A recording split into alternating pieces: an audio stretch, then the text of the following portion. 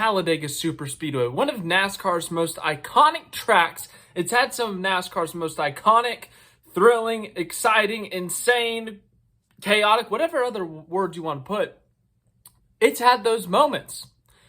It's produced just some all-time moments. And then today was just a little bit disappointing, to be real with you. I don't really know what direction I want to go with this thing, but I gotta say something on this, man. How dare this NASCAR thing interrupt my beloved commercials?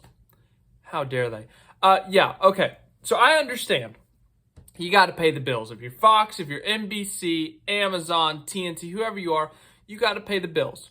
You got to put commercials on the screen. I fully understand that. And honestly, all those networks over the last year or so have done a really good job of transitioning from full screen commercials to side-by-side commercials so we can still see the race happening despite there being commercials happening because, as I said, they got to pay the bills. However, when there is less than 10 laps to go, I would argue even less than 20 laps to go at Talladega, there's no reason that we should be going to any sort of commercial, and it happened twice today. 15 laps to go, we go to commercial. 9 laps to go, we go to commercial, and that lasts all the way up until we're about 100 yards from 5 to go. So for almost 4 whole laps with under 10 to go, we were under commercial. We had a little tiny box of the race I don't even know what commercials were happening. Coming to 5 to go, we had commercials. Yeah, I know that should not be happening at any NASCAR event. Once again, I fully understand they got to pay the bills. They got to, do what they got to do. If you're going to do the commercials, do them earlier. Please. Thank you again to all the networks for adapting and doing the side-by-side. That's great. When there's less than 10 laps to go, no. Just no on the commercials. No. We need to see everything. We truly do. So that was bad. The race itself was... when you look at it as a whole, it's actually kind of a weird race because the beginning of the race was kind of crazy. We had the 4 wide fuel saving, which... some people hate that. I find it exciting in a sense. Not the fuel saving, but they're 4x4x4x4. Literally one little misstep and the entire field can be gone. Like, I'm sitting on the edge of my seat like tense, like, is something going to happen? Is something going to happen? Something going to happen. It takes one bad move. Something's going to happen. Nothing happened, thankfully, because that could have been really ugly. I personally find that much better than, riding single file on the wall like they did in that Daytona 500 in 2021, I think it was. So I'd prefer that. I still find that somewhat exciting. And then we had a crash coming onto pit road, and then we had a really bizarre restart crash coming up through the gears around turn 2. Denny Hamlin hits his teammate Christopher Bell at a wrong angle, and Bell just demolishes his car, slams the inside wall, takes Chris Buescher with him. And in terms of incidents, that was it. Honestly, I think that was our only cautions for cause today, which for Talladega, that's pretty weird. I think it was one of the first next-gen races. I think it was the second one, the fall of 22, like 34 cars finished the race, which was some long time, not like an all-time record, but it was the first time in 15, 20 years that many cars had finished a race at Talladega, something like that. Like, it was really shocking because there was one major incident that day. Today, there were no major incidents. There were incidents that were majorly impacting individual cars, but the biggest wreck we saw had 4 cars in it. Last time we were here, we had the record for most cars involved in an incident, 28. So quite the swing of things. And I'm not saying that I didn't think that was good in the fall, what we saw when we saw the 28 car pileup. We don't need wrecks to make it good. My biggest problem with today, and this is a problem I think many people have, is, as I said, a lot of people have problem with the fuel saving. I think the strategy is exciting. I think the 4x4x4, as I said, anything can happen at any moment. My complaint is when they actually go full speed. And that is not a good thing to say. Because they literally just line up 2 by 2 by 2, 17 rows deep. You're not really getting much. No one can make moves. No one can do anything. Maybe you can push the leader out far enough and you can jump up in a different line, but that's only for like the first 4 cars or 5 cars, 6 cars. You can't form a third lane. You don't see much happen. We just had a photo finish, and I'm sitting here like, okay. Because am I alone in this? But for the first time ever, I didn't feel anything in a photo finish. Usually I'm like, oh my God, a photo finish? Are you kidding me? After that, I was like, oh, okay. No one tried to win there. Larson and Byron just kind of stayed in line and shoved everyone. And okay, I guess that's it. And the thing that I hate about that is that the photo finish was between 2 really intriguing drivers. Ryan Preece looking for his first career win, who has had a blistering start to the year in his first year with RFK, his first season in really competitive equipment. And then we have Austin Cindric, who, without the penalty of Dakota, has been having a fantastic year. He would be like 12th in points if it wasn't for that incident. That was for sure his fault. So anywho, I'm getting distracted. And he's looking for some redemption. He could have won the Daytona 500 this year. He could have won in Atlanta. We all know he's really good at super speedways. He's come really close. But it looked like today was going to be his day. And it ended up being his day. It's such an intriguing storyline between these 2 guys fighting for the win. And I'm sitting here after the race like, oh, okay, on that finish, photo finish, I guess. I don't feel anything. I feel like that's wrong. I don't want to feel like this. I don't like this feeling. I remember the end of that Gen 6 era of the super speedways. We were having photo finishes left and right, like it was just breathing air. Just happened all the time, but it was always exciting. You had to see Ryan Blaney make a crazy move on Ryan Newman to win at Talladega. You had to see Denny Hamlin side draft and kind of maneuver his way to the finish at the Daytona 500. And yes, I know that included the Ryan Newman flip and everything that happened there. But you had to see guys kind of maneuver and work their way to get themselves in position at the exact right moment to win. Whereas this, you just need to push at the right time.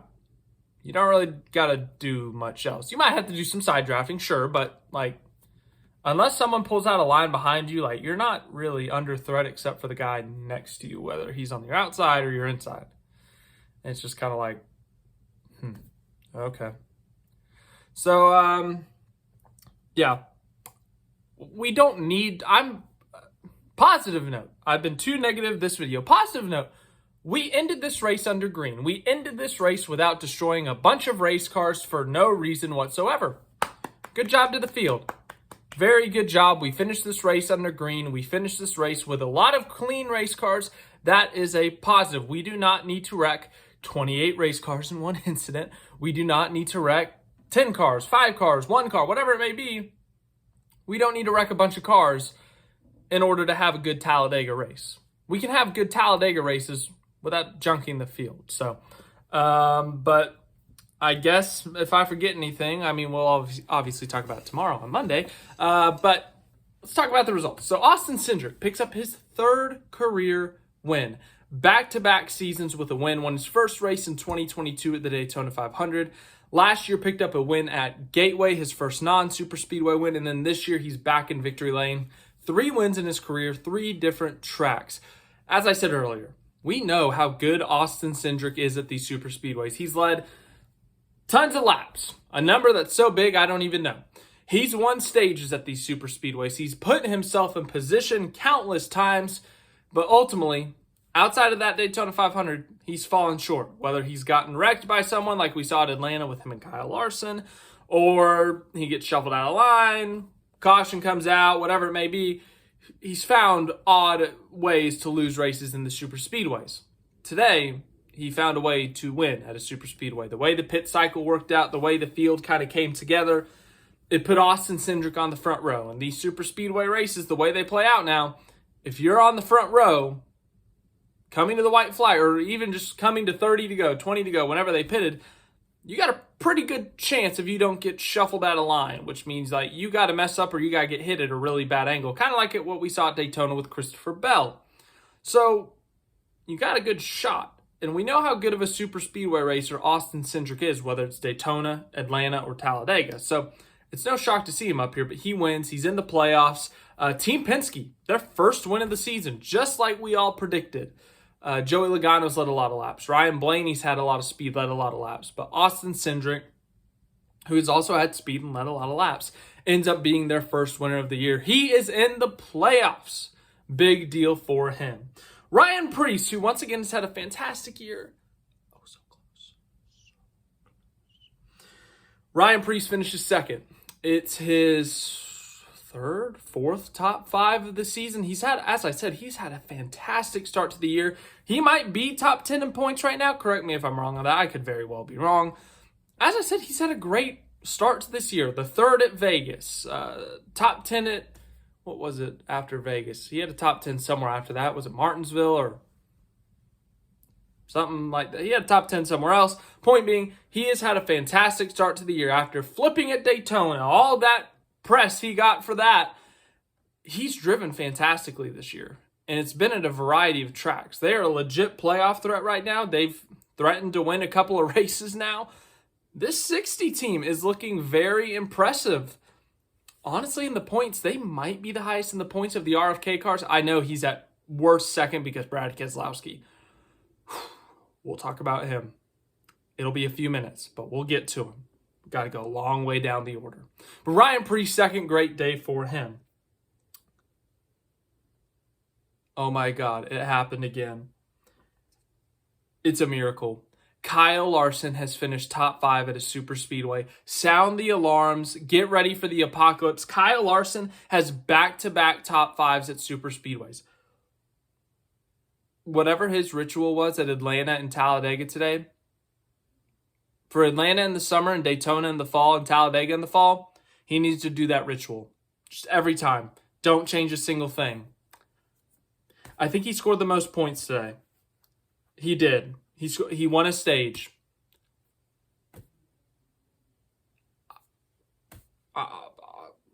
Yeah, that happened. William Byron fourth. Solid day for him. Joey Logano fifth, a double top 5 for Penske. Noah Gragson sixth. He's had a rough start to the year. He was like 34th in the points entering this race. Really bad start to his front row tenure. But hey, look here. Finishes in 6th place. Great day for him. Good to see him up there. Chase Elliott, Carson Hocevar, Alex Bowman, Bubba Wallace. Bubba Wallace did win stage 2. Daniel Suarez, Austin Dillon, Michael McDowell picked up a bonus point today for getting the fastest lap of the race. Good for him. Ricky Stenhouse Jr., Cole Custer, solid result for him. Tyler Reddick, Chase Briscoe, Todd Gilliland, Ty Gibbs, Eric Jones, Zane Smith, Ross Chastain, Denny Hamlin, Riley Herbst. The Toyotas, that group of Toyotas, they thought they had the right strategy. Seemed like they might come out ahead of the field. They ended up obviously all finishing down here. Riley Herbst, Ty Dillon, AJ Allmendinger, Justin Haley, Josh Berry. Kyle Busch was involved in an incident. Kyle Busch, there was a bunch of people coming onto pit road. Everyone started hitting each other. Next thing you know, the 6 cars around, the 8 cars around, the 12 cars around, the 48 gets sideswiped. And Kyle Busch had some damage. He was able to get back to the top 10 for a bit, but as you can see here, 29th. Anthony Alfredo led 19 laps in this race. What a day for him in Beard Motorsports. Obviously, they only show up 4 or 5 times a year. Majority of times on the super speedway. I know they're going to, I think, Texas and Indy with Jesse Love. But outside of that, they usually only go to Daytona and Talladega. Anthony Alfredo, Brendan Gaughan, whoever it may be.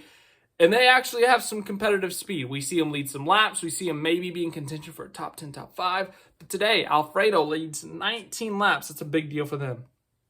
SVG looked like he was going to have a decent day, and he about annihilated Chase Elliott and Kyle Larson on pit road, got a speeding penalty, and that derailed the day. That was it for them. John Hunter Nemechek, Cody Ware. Cody Ware! Dude, I looked up like 4 times today. Cody Ware was in the top 5. Genuinely. Just got up there on his own. Top 5. Scored stage points in this thing, by the way. Just like SVG, though, a speeding penalty kills the day.